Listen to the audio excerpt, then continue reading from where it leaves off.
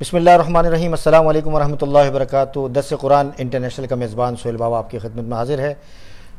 گزشتہ سے پیوست رات کو ہم نے ایک عالمی شخصیت اور پاکستان کی معروف شخصیت کا انٹرویو کیا تھا. آپ لوگوں نے بہت پسند فرمایا تھا اور آپ لوگوں کی طرف سے بہت زیادہ اصرار ہے کہ کچھ اور بھی ان سے معلومات لی جائے.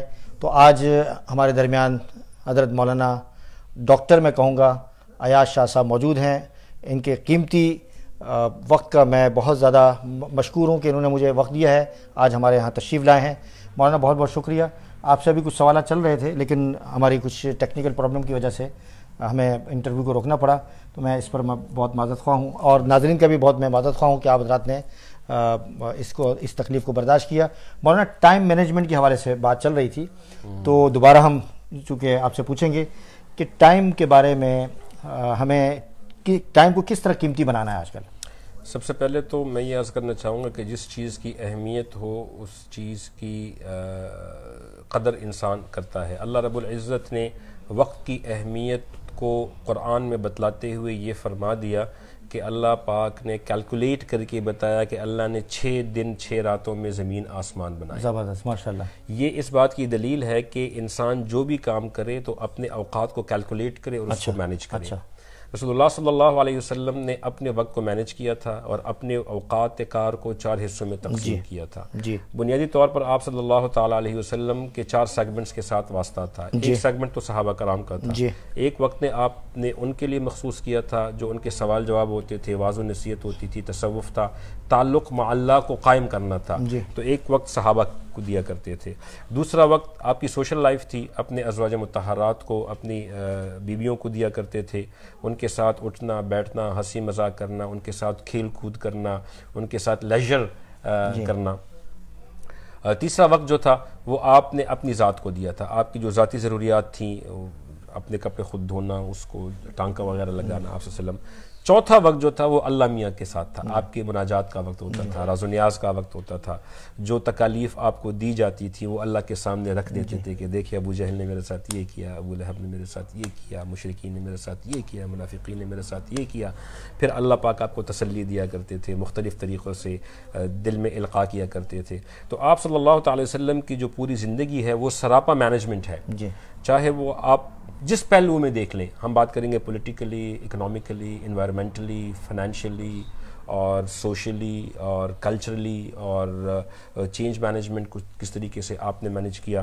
جتنے بھی آج آپ ماڈرن سائنسز کو لے لیں تو ماڈرن سائنس کی بنیاد آپ کو اسلام سے ملے گی, کیونکہ اللہ نے ہمارے لیے اسلام کو ایک مکمل ضابطۂ حیات کے طور پر منتخب کیا ہے. تو ہر ایک چیز جو ہے وہ اس میں موجود ہے, ہمیں صرف ڈگ آؤٹ کرنے کی ضرورت ہے کہ یہ کیا ہے.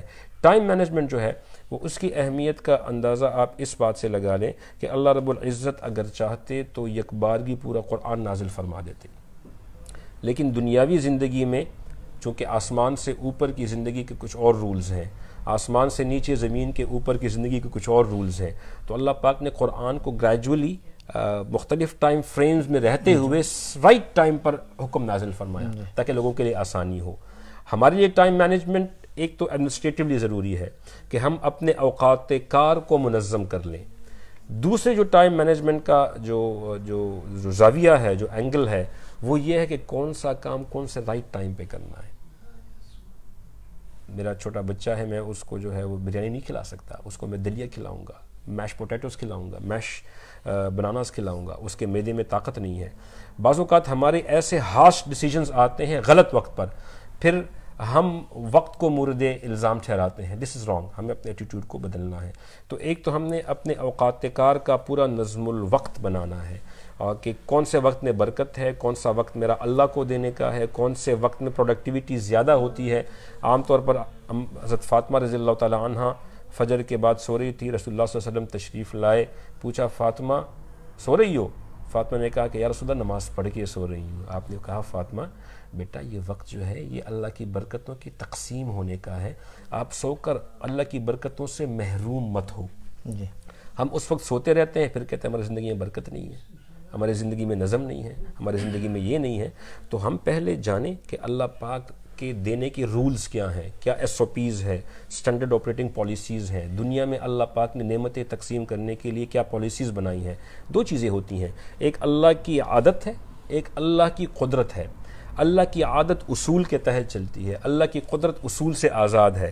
دنیا میں عام طور پر اللہ پاک اپنی سنت اور عادت کے, یہ مترادف الفاظ ہیں, اپنی سنت اور عادت کے مطابق فیصلہ فرماتے ہیں, اور اس کے لیے اللہ پاک نے ایک اصول بنا دیا ہے کہ وَلَا تَجِدَ لِسُنَّةِ اللَّهِ تَبْدِيلًا, اللہ کی رولز بدلتے نہیں. اچھا, میں آپ کو یہاں روکوں گا چونکہ وہ ناظرین بہت ساری باتیں آپ سے پوچھنا چاہ رہے ہیں.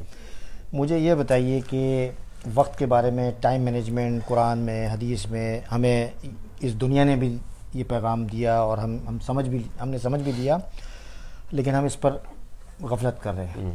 مجھے یہ بتائیے کہ اس ملک کے اندر جہاں آپ ابھی موجود ہیں, یہاں صبح جو شروع ہوتی ہے, یہاں کام کا آغاز جو ہوتا ہے وہ 8 بجے سے نہیں بلکہ صبح 7 بجے سے شروع ہو جاتا ہے. اب اسکول اگر جانا ہے, ہمارے پاس ابھی یہاں پروفیسر بیٹھے ہوئے ہیں, آپ بھی اسی لائن سے ہیں, 7 بجے سے لے کے ٹائم کا آغاز ہوتا ہے, اور دکانیں یا بینک کھلتے ہیں تو 1 گھنٹے پہلے وہ آتے ہیں.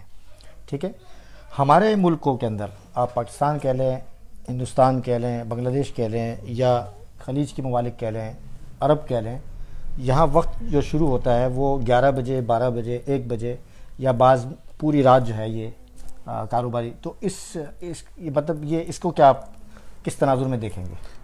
مطلب یہاں آپ دیکھ رہے ہیں کہ یہاں سلسلہ, اور یہاں آپ دیکھیں کہ روڈوں پر مغرب کے بعد عموماً چاہے مسلمان تو چاہے وہ نماز کا انتظار کرتے ہیں, باقی لوگ نظر نہیں آتے.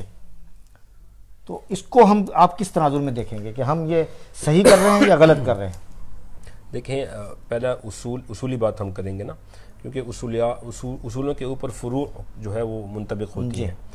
اصولی بات یہ ہے کہ ہم گھوڑے اور گدھے کو ایک ہی لاٹھی سے نہیں ہانک سکتے. جی, یہاں پر جو لوگ رہ رہے ہیں, اب میں ان کی ضروریات کا پہلے اندازہ لگانا کہ ان کی ضروریات کیا ہیں, ان کا لائف سٹائل کیا ہے, ان کا کلچر کیا ہے. میں ایک مہمان آیا ہوں 10-15 دنوں کے لیے, تو میں یہاں کے لائف سٹائل سے پوری طرح واقف نہیں ہوں. یہ آپ حضرات ہیں جو علماء کرام ہیں, یہاں کے جو لیڈر لوگ ہیں, وہ بیٹھیں, آپ ایک لجنہ بنائیں, اپنی ایک مشاورت بنائیں, رکھیں اس میں, اور یہاں کے لوگوں کو اس میں شامل کریں جو کہ ریپرزنٹیٹیو ہوں. ایک طرف علماء کے ریپس ہوں, دوسری طرف جو ہے وہ اس سوسائٹی کے ریپس ہوں, اور ایک بندہ مثلا پروفیسر صاحب ہیں, پروفیسر اپنے پروفیسروں کی مسائل سامنے رکھیں, جو تاجر ہیں وہ اپنے تاجروں کے مسائل سامنے رکھیں. مختلف سیگمنٹس آف لائف کے لوگ جمع ہو جائیں, وہ رکھیں, اس پر بیٹھ جائیں. جب مختلف سر اکٹھے ہوتے ہیں, مشاورت ہوتی ہے, ایک شورا کا قیام ہوتا ہے, تو اللہ پاک اس میں آٹومیٹکلی برکتیں عطا فرما دیتے ہیں. آپ کے پاس قرآن حدیث کا علم ہے, ان لوگوں کے پاس اپنی پریکٹیکل پرابلمز ہوں گی, یہ گراؤنڈز پہ لائیں, اور فینٹیسیز میں نہ جئیں کہ ہوا میں یہ ہو گیا, وہ ہو گیا, وہ ہو گیا. گراؤنڈ ریالٹیز پر آئیں. گورنمنٹ رولز کیا ہیں, سوسائٹی کے رولز کیا ہیں, ہماری ضروریات کیا ہیں, ہر بندے نے کتنی جو ہے وہ ویجز کی ضرورت ہوتی ہے, اس سے زیادہ ایکسس جو ہے وہ خواہشات میں آ جاتی ہیں, ضروریات میں نہیں آتی.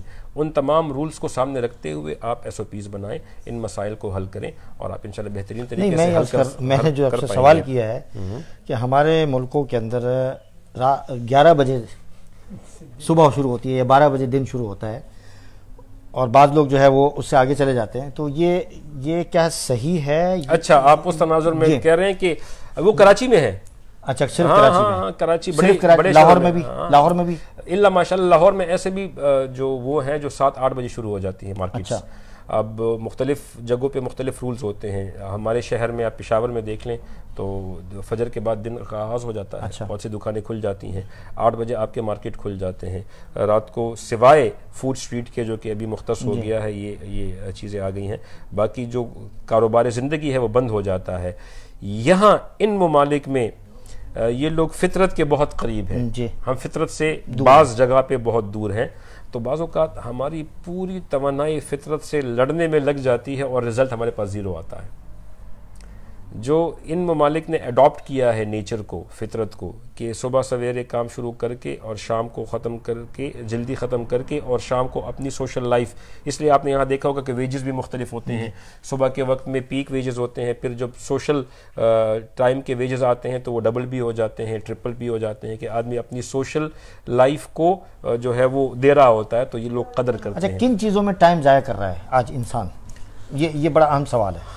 یعنی اس کو اب مجھے بتائیں کہ میں بحیثیت ایک انسان میں کن چیزوں میں وقت زیادہ دے رہا ہوں اور کن چیزوں میں ہمیں دینا چاہیے. پرسیپشن کو پہلے اپنا کلیئر کرنا چاہیے کہ جو ہمارا پرسیپشن ہے، ہم وقت کا ضیاع کس کو کہتے ہیں.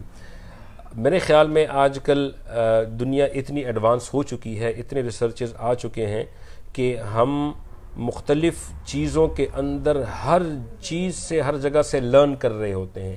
ہم صرف اس کو کمپائل نہیں کر پاتے، اس کو جمع کر نہیں پاتے، ہم اس کو جو ہے وہ سائیکلوجیکلی کلیکٹ نہیں کر پاتے. دیکھیں، میں تھوڑی دیر پہلے بھی ایک ساتھی سے بات کر رہا تھا کہ جو انسان کا ارادہ ہوتا ہے، ہمارے نبی صلی اللہ علیہ وسلم نے 1400 سال پہلے بتا دیا کہ انما الاعمال بالنیات وانما لکل امرئ ما نوى الی آخرہ. یہ پوری حدیث ہے، اور امام بخاری رحمۃ اللہ علیہ نے اپنی صحیح بخاری کی ابتدا ہی اس حدیث سے کی ہے، اسی سے کی ہے. آج جاپان جو ہے وہ ریسرچ اینڈ ڈیولپمنٹ میں سب سے ایڈوانس قوم بن چکی ہے. یعنی انہوں نے اپنی آپریشنل ایکٹیویٹیز کو پورا آؤٹ سورس کر دیا ہے. انہوں نے ملائیشیا کو دے دیا ہے، کوریا کو دے دیا ہے، انہوں نے چائنا کو دے دیا ہے، انہوں نے ہانگ کانگ کو دے دیا ہے، انہوں نے سنگاپور کو دے دیا ہے.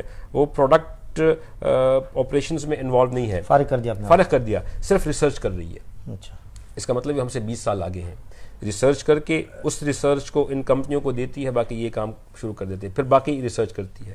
آج کل ان کے ریسرچ کا محور جو ہے وہ ایتھیکل مینجمنٹ ہے، اور ایتھیکل مینجمنٹ میں یہ اخلاقیات، اپنے بچوں کو کیا سکھاتے ہیں، ان کا اسکول سسٹم کیا ہے، یہ پوری چیزیں ہیں. یہ بہت ایک تفصیلی مجھے یہ بتائیں نا کہ میں آ رہا ہوں اس پر انٹینشنل مینجمنٹ پہ آ رہا ہوں، کہ انہوں نے کہا ہے کہ انٹینشنل مینجمنٹ جو ہے، جو آپ کی نیت ہے، اس کے اثرات کن کن چیزوں پر پڑتے ہیں، آپ کی ذاتی زندگی پر، آپ کی کاروباری زندگی پر، مختلف چیزوں پر پڑتے ہیں. تو میں یہ کہتا ہوں کہ ہم ان وقت کو یوٹیلائز کرنے کا، اس کو ضائع کرنے کو انٹینشن سے جو ہے وہ ماپنا شروع کر دیں. ٹھیک ہے، میں نے آپ کے ساتھ بات کی، ایک بندے کے لیے یہ وقت کا ضیاع ہے، لیکن میں نے آپ سے بہت کچھ سیکھا. جی بالکل، آپ نے مجھ سے سیکھا ہوگا. جی، اب اس سیکھنے سکھانے کو کمپائل کرنے کی ضرورت ہے. ہم شام کو بیٹھیں، رات کو بیٹھیں، آج ہم نے جو پورا دن گزارا ہے اس میں نے کیا لوز کیا، میں نے کیا گین کیا، اس کو ہم مقید کر لیں. ریسٹورنٹس میں جانے کا ایک رواج ہے پاکستان میں بھی، یہاں بھی ریسٹورنٹ میں بیٹھے ہوئے ہیں، تو اب ریسٹورنٹ میں لا یعنی گفتگو کرنے کے بجائے کوئی وہاں سے سیکھنے کا ماحول کوئی بنایا جائے. مطلب آپ کا کہنا یہ ہے کہیں بھی بیٹھیں، کچھ بھی کریں، اس سے آپ کوئی پازیٹیو چیز اٹھا کر اس کو قید کر لیں، مقید کر لیں. جی، اور اس کو جو ہے وہ اس سے پازیٹیو اسپیکٹس کو اٹھا کر اس کے آگے ترویج. یہ بہت اچھی مطلب آپ کی رائے ہے. تو مولانا ایک سوال آپ سے یہی ہے کہ ٹائم مینجمنٹ کے حوالے سے نوجوانوں کے لیے چھوٹا سا کوئی پیغام دے کہ ہم نے اپنی زندگی کو کس طریقے سے گزارنا ہے، یعنی ٹائم کے حوالے سے مختصر 1 منٹ کے اندر. بنیادی طور پر جو نوجوان ہیں وہ ان کے ساتھ چونکہ ان کی خواہشات بہت زیادہ خون ابل رہا ہوتا ہے، تو اس چیز کو وہ اس کی وہ قدر نہیں کر پاتے. نوجوان کو چاہیے کہ اپنے وقت کو مثبت چیزوں میں جو ہے وہ استعمال کریں، منفی چیزوں سے بچیں.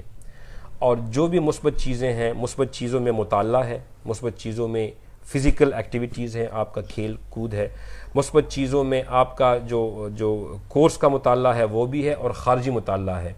جو بھی فضولیات ہیں ان سے بچیں.